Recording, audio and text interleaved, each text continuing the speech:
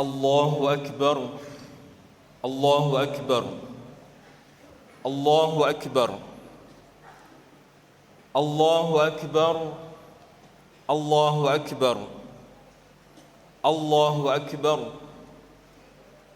Allahu Akbar, Allahu Akbar, Allahu Akbar, Allahu Akbar kabira walhamdulillahi katsira wa subhanallahi bukratan wa asila. Alhamdulillahi wahdah, ashhadu an la ilaha illallah wahdahu la syarika lah, wa ashhadu anna Muhammadan abduhu wa rasuluh la nabiyya ba'dah. Allahumma salli wa sallim wa barik ala sayyidina Muhammadin wa ala alihi wa sahbihi wa mawalah. Amma ba'd, fa ya ibadallah, usikum wa iyaya bitaqwallah. Qala ta'ala, ya ayyuhalladzina amanu taqullaha haqqa tuqatih wa la tamutunna illa wa antum muslimun. Allahu Akbar, Allahu Akbar, Allahu Akbar walillahil hamd. Hadirin jamaah salat Idul Fitri Masjid Al-Ikhlas yang sangat saya muliakan. Pagi ini kita bersyukur atas pertolongan Allah Subhanahu wa taala. Kita berhasil menjalankan perintah ibadah puasa. Dan tidak hanya itu, kita juga bisa melaksanakan sholat tarawih secara berjamaah, sholat witir secara berjamaah di masjid kita yang tercinta ini. Pun juga demikian, tadarus Al-Quran, sedekah, dan sebagainya, termasuk membayar zakat. Semoga semua amalan-amalan kita diterima oleh Allah Subhanahu wa taala dan kita menjadi orang yang bahagia dunia maupun akhirat. Kami ucapkan minal aizina wal faizin, taqabbalallahu minna wa minkum, taqabbal ya karim. Hadirin, kita juga memohon kepada Allah, semoga melalui doa kita selama bulan Ramadan, seluruh keluarga kita yang telah mendahulu kita, telah wafat, semoga di alam kubur mendapatkan rahmat dan ampunan serta dibebaskan dari siksa Allah Subhanahu wa taala. Amin ya rabbal alamin. Allahu Akbar, Allahu Akbar, Allahu Akbar walillahil hamd. Hadirin, dalam 15 menit ke depan saya akan menyampaikan khutbah dengan judul Bersih Hati dan Hidup Damai melalui Idul Fitri. Materi ini saya kutip, saya ambil dari dua buku sirah nabawiyah, yaitu karya Profesor Dr. Ali Muhammad As-Salabi, dan yang satunya adalah sirah nabawiyah karya Ibnu Hisham. Hadirin, dalam khutbah singkat ini saya akan menyampaikan bagaimana kisah kelembutan hati Nabi, termasuk kepada orang-orang yang membencinya maupun orang-orang yang pernah menzalimi beliau. Ketika Nabi sallallahu alaihi wasallam berhasil menaklukkan kota Mekah, pasukan muslim mengincar 12 orang sebab mereka telah berbuat sesuatu yang sangat melampaui batas, sejumlah kejahatan kepada orang-orang Islam sebelumnya. Satu di antaranya adalah Ikrimah, putra bangsawan Quraisy, hartawan Quraisy, yaitu Abu Jahal. Ikrimah bin Abi Jahal, sekali lagi bangsawan Quraisy, hartawan Quraisy yang menggunakan ketokohan sekaligus hartanya menggerakkan penduduk Mekah untuk membunuh Nabi Muhammad sallallahu alaihi wasallam. Hadirin yang saya sangat muliakan, mendengar bahwa ia menjadi sasaran, ia menjadi incaran pasukan muslim, Ikrimah kemudian berusaha menyelamatkan diri, yaitu pergi ke Yaman melalui jalur laut. Tetapi ketika dia sedang berlayar menuju ke Yaman, tiba-tiba perahunya dihantam ombak yang sangat dahsyat, sehingga ini membuat Ikrimah semakin panik. Maka di dalam ketidakpastian itu, di dalam ketidakberdayaan itu, terbersit di dalam hatinya, saya akan mencoba berdoa kepada Tuhannya Muhammad.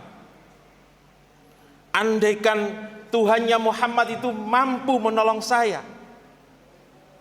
maka saya akan beriman kepada Tuhannya Muhammad, yaitu Allah. Hadirin, setelah berdoa, tiba-tiba perahunya terseret ombak kembali ke pelabuhan Jeddah dengan selamat. Maka setelah kejadian itu, terbersit di dalam hatinya Ikrimah bahwa dia merasa bahwa memang Tuhannya Muhammad itu memang benar. Tetapi dia masih bingung.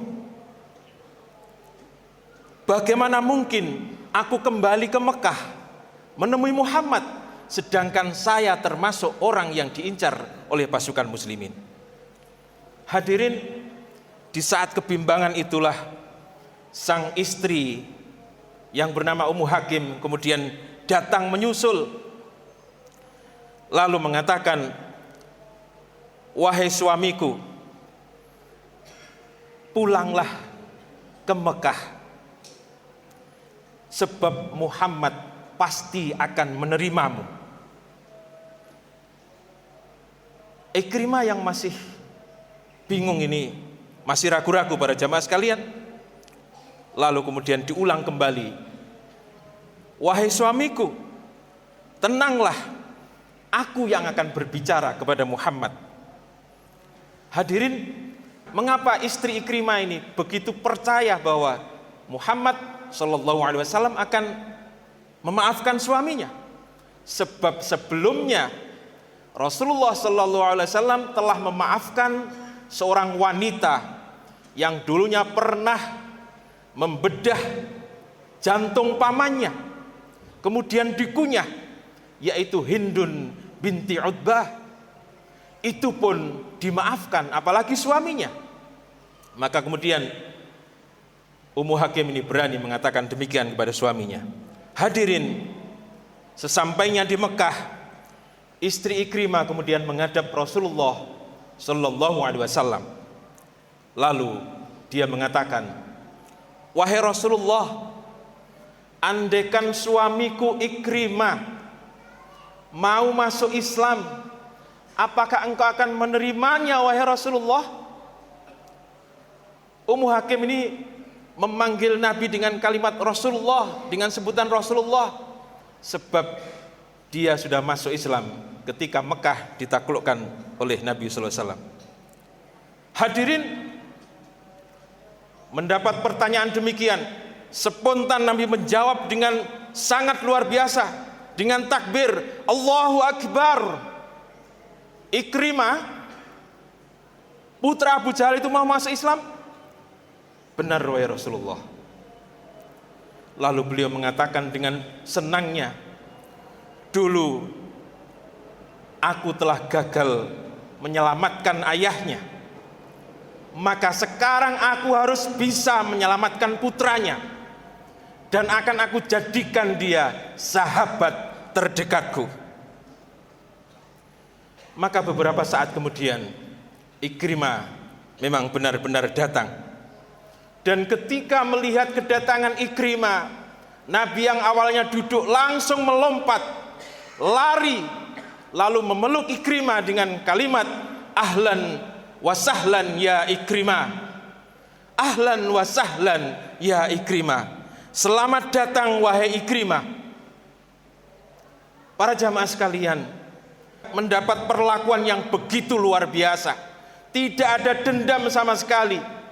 Ikrimah hanya bisa tertegun, lalu sambil air matanya meleleh di pipinya, ia mengucapkan dua kalimat syahadat, asyhadu an la ilaha illallah wa asyhadu annaka Muhammadan abduhu wa rasuluh. Saya bersaksi bahwa tiada Tuhan selain Allah dan engkau Muhammad adalah hamba dan utusan Allah. Hadirin, sejak Ikrimah masuk Islam, Nabi SAW berpesan kepada seluruh sahabatnya bahwa jangan mengungkit-ungkit kejelekan orang tuanya demi menjaga perasaan Ikrimah. Sekali lagi, jangan mengungkit-ungkit kejelekan masa lalu, kejelekan orang tuanya demi menjaga perasaan Ikrimah. Hadirin, ini sungguh luar biasa. Apa yang dicontohkan Nabi ini sebagai pelajaran di hari-hari yang sering kita baca media sosial seperti sekarang ini. Para jamaah sekalian, belajar dari kisah di atas, kita dapat mengambil pelajaran. Kita harus meniru kelembutan hati Rasulullah dan ketulusannya untuk memaafkan orang yang pernah menzalimi kita. Sekali lagi, kita harus memaafkan orang-orang yang telah menyakiti dan menzalimi kita. Dengan rangkaian ibadah Ramadan ini, kita memohon kepada Allah agar diberi kelembutan hati, agar diberi jiwa pemaaf sebagaimana yang dicontohkan oleh Nabi kita Muhammad sallallahu alaihi wasallam. Jangan sekali-kali membenci orang-orang yang berbuat jahat kepada kita. Sebab bisa saja Allah kemudian memaafkan lalu memberikan hidayah kepadanya, dan itu sangat mudah, tidak sulit bagi Allah.